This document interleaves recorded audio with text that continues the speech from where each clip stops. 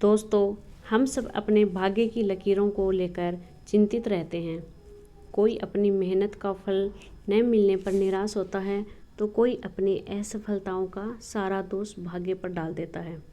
लेकिन क्या सच में ही भाग्य सब कुछ है? क्या जीवन में हमारे भाग्य का कोई महत्व नहीं है? दोस्तों, आज मैं आपसे निवेदन करती हूँ कि 5 मिनट का समय निकालकर इस कहानी को ज़रूर सुनिए। आज की कहानी आपको बताएगी कि भाग्य का लिखा कभी नहीं मिटता है।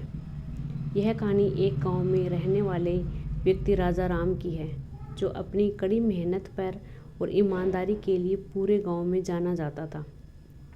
राजा राम के जीवन में मेहनत की कोई कमी नहीं थी, परंतु उसे यह लगता था कि उसका भाग्य कभी उसका साथ नहीं देता।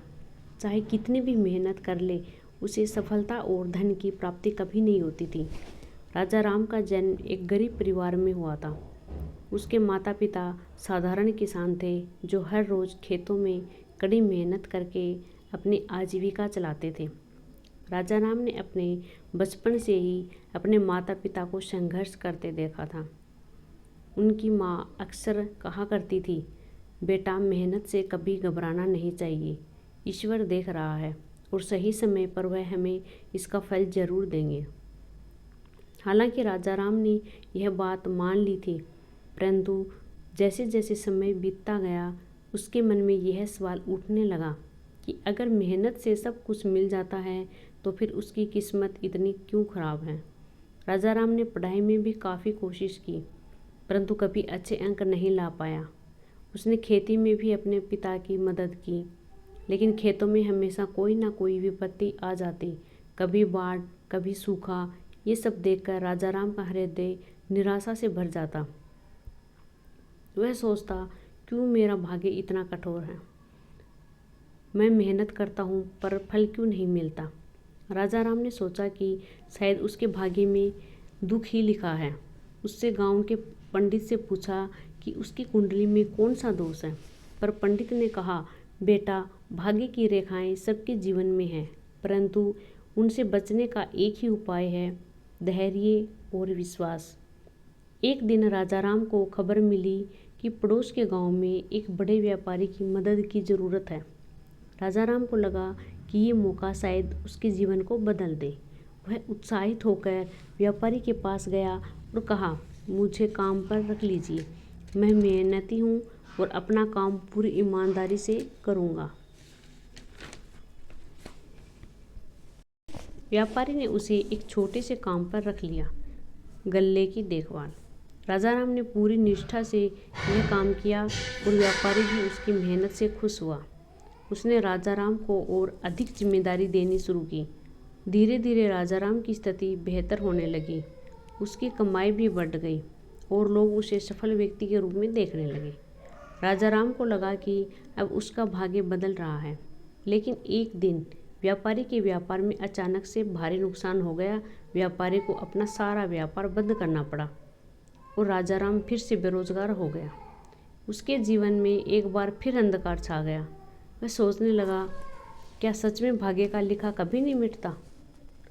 राजा राम अपने जीवन के इस मोड़ पर बेहद निराश हो चुका था। एक दिन वह अपने गांव के पास स्थित एक मंदिर में बैठा सोच रहा था, आखिर क्यों मेरी मेहनत रंग नहीं लाती। क्या मैं कभी अपने जीवन में खुश रह पाऊंगा। उसी समय वहां पर एक साधु महात्मा आते हैं। उनके चेहरे पर तेज था, आंखों में करुणा और ज्ञान का प्रकाश था। वे राजा राम के पास बैठे और उसकी चिंता भरी आंखों को देखकर बोले, बेटा, ऐसा क्यों लगता है कि तुम जीवन से हार मान गए हो। राजा राम ने अपनी सारी व्यथा साधु को सुनाई। साधु ने ध्यान से उसकी बातें सुनी और मुस्कुराते हुए बोले, तुम्हें लगता है कि भाग्य तुम्हारे जीवन का निर्णय करता है, परंतु सच यह है कि भाग्य और कर्म एक दूसरे के पूरक हैं। राजा राम ने विस्मय से पूछा, कैसे महाराज। मैं तो हमेशा मेहनत करता आया हूँ, फिर भी मेरे साथ हमेशा विपत्तियाँ ही आई हैं। साधु ने कहा, बेटा, कर्म कभी व्यर्थ नहीं जाता, परंतु कर्म का फल तुरंत नहीं मिलता। यह समय और परिस्थिति पर निर्भर करता है। लेकिन एक बात हमेशा याद रखो, तुम्हारे कर्म ही तुम्हारा भाग्य लिखते हैं। जो आज तुम्हारे साथ हो रहा है वह तुम्हारे पूर्व जन्म का फल है, और जो तुम आज कर रहे हो वह तुम्हारे भविष्य का भाग्य बनाएगा। राजा राम ने चिंतित होकर पूछा, तो क्या आज मेरे कठिन जीवन मेरे पिछले जन्मों के कर्म का परिणाम है? साधु ने कहा, हाँ, लेकिन इसका यह अर्थ नहीं कि तुम अपने वर्तमान जीवन में कुछ नहीं कर सकते। यह संसार एक चक्र है, कर्म, फल और भाग्य का। इस संसार में धैर्य और विश्वास सबसे बड़ी पूंजी है। सही समय आने पर भाग्य भी तुम्हारे पक्ष में होगा।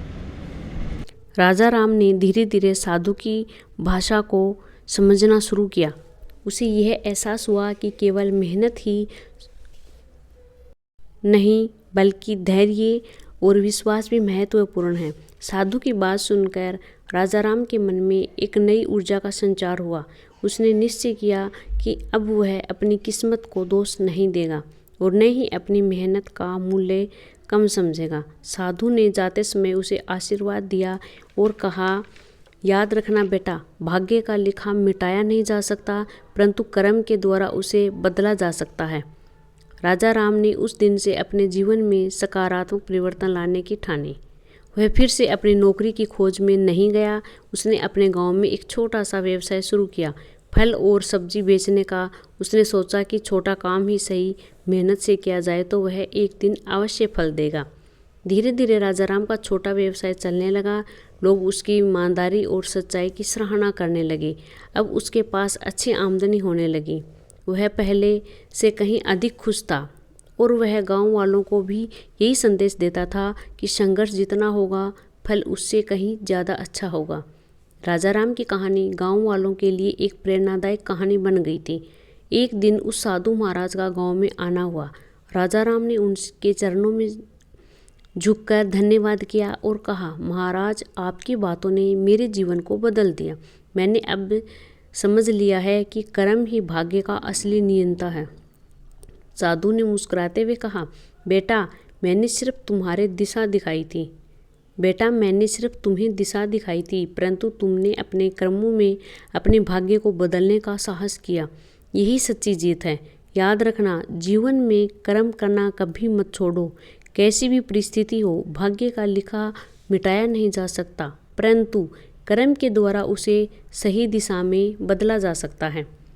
राजा राम की इस कहानी से हमें यह सीखने को मिलता है कि भाग्य और कर्म का गहरा संबंध है। भाग्य का लिखा कभी नहीं मिटता, परंतु कर्म ही वही शक्ति है जो हमें हमारे जीवन को सही दिशा में ले जाने में मदद करती है। संघर्ष, धैर्य और कर्म के प्रति विश्वास ही हमें जीवन की चुनौतियों से जीत दिलाता है। भाग्य का प्रभाव हो सकता है, परंतु वह हमारे कर्मों के सामने कभी भी टिक नहीं सकता।